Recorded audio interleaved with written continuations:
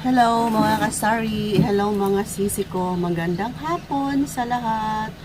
Ayan, siguro nabasa nyo na sa thumbnail na may mga problema talaga na hindi natin inaasahan, no? Si God lang talaga ang nakakaalam kung kailan ito darating, kung anong oras man natin ma-experience sa ating buhay. So, sa totoo lang talaga, mga sisi ko, ako'y nalulungkot na naman ngayon, kaya napablog ako. Gusto ko lang itong i-share sa inyo. Kasi, para mawala yung ano ko, kaba, nervous. Para may trauma ako, mga sisi ko, pag ganito. Pag family ko na ang pag-usapan, kahit sino sa kanila ni Kring, sa mga alaga akong aso, lalong-lalo na kay Kuya Dave, pag may mga ganitong problema kasi, parang may trauma na ako ba. Grabe yung nervous ko, tapos nanginginig ako mga sisi ko.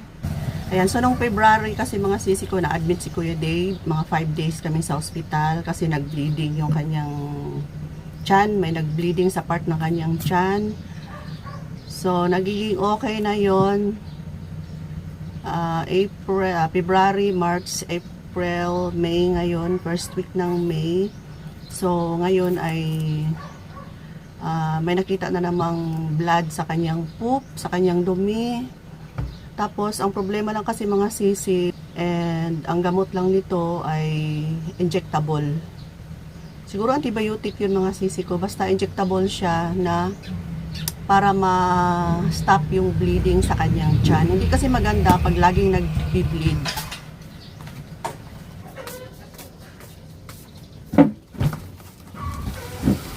Ay, bigat. Naputol tayo mga sisi, imbis na nag-start akong mag-vlog. May nagtambay dito, uminom ng soft drinks, tapos bumili ng sigarilyo, isang kaha, isang pakete, pero ang ibabayad niya ay GCash. Tapos hindi sa kanya galing yung mag-send ng GCash sa kanyang kilala. Kaya hinintay pa yung GCash na ma-send sa kanya. 'Di ba mga sisi, kung saan ako magsisimula? Sige na lang. So halos aabot ng 1 oras dito na nakatambay yung bumili ng sigarilyo kasi hinihintay pa yung mag-send ng pera. Alangan naman ibigay ko yung sigarilyo, wala pa yung pera. Kasi tumatanggap kami ito GCash mga sisi ko. So yun na nga no. Ang problema ngayon, kailangan pang obserbahan na naman ulit si Kuya Dave. Kasi yun na nga, nagbi-bleeding yung kanyang poop. Hindi naman maganda pag laging magbi-bleeding. Baka maubusan ng dugo. Yun yung delikado mga sisi ko. Kaya pag i-observe ko si Kuya Dave, ngayon, sana hindi na uulit. Sana man lang mga sisi ko na mag-stop na sana yung kanyang dugo sa kanyang poop. Kasi pag hindi nga ma-stop, ayan, balik ulit kami sa hospital. So, close na naman yung ating tindahan. Pero wag naman lang sana, ipagdasal ko na wag naman lang sana magpatuloy. Yun yung binabantayan ko ngayon. Actually, mga sisi, may lakad ako ngayon. Ngayong araw na to, may lakad ako. May parang party akong pupuntahan. Yung ano namin, yung reunion kasi ng aming batch.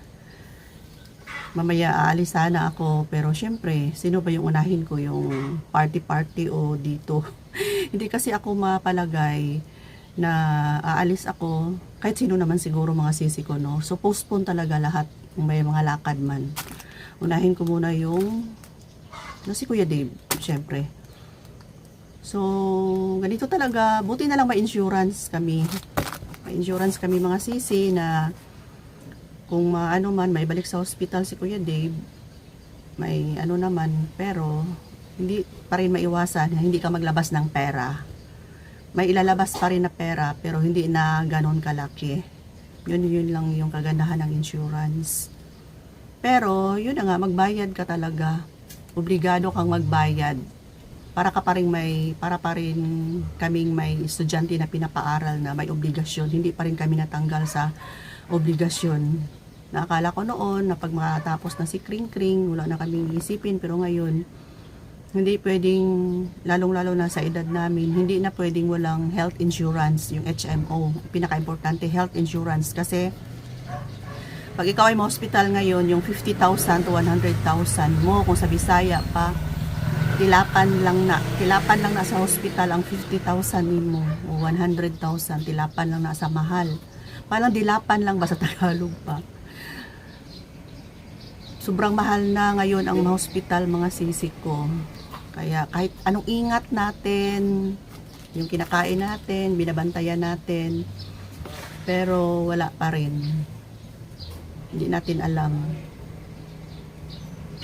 alam ang mga pangyayaring darating. Kaya mas maganda, ready tayo mga sisi ko, handa tayo sa anumang pagsubok na dumating sa ating buhay. So yun lang, update ko kayo sa mga susunod na araw, kung ano yung mga pray lang po tayo, pray lang mga sisi ko. Ako nagdarasal na sana ma-stop nang yung pag-bleeding ni Kuya Dave. Para dito lang sa bahay. Mahirap na sa hospital, mag-close na naman ang tindahan, di ba? Alam niyo naman, ito lang yung source of income namin, tapos mag-close na naman, mahirap. Ayan, to be continue tayo. Ganito talaga pag mag-real talk.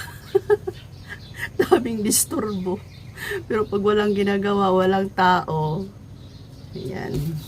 So ito'y galing sa mga sisi ko. Flex ko lang sa inyo. Dumating kanina, 2,151 from Tindahan Club, Unilever. Tindahan Club yung apps nila, pero galing to sa Unilever product. Mura kasi galing sa ahente. Hindi mo na ako kumuha ng isang sako. Ito lang muna, kasi budget tayo ngayon. 10 sorb na pink, pero may plus 1 na free. Yan. Kaya 10 to mga sisi ko. Tapos, baba natin, be. Ako lang may nakikita ninyo, eh. Ayan. 10. Tapos, ito. Breeze. Bago na pala yung ng breeze, no? Kumuha ako sa kanila ng breeze. May plus 1 pa rin.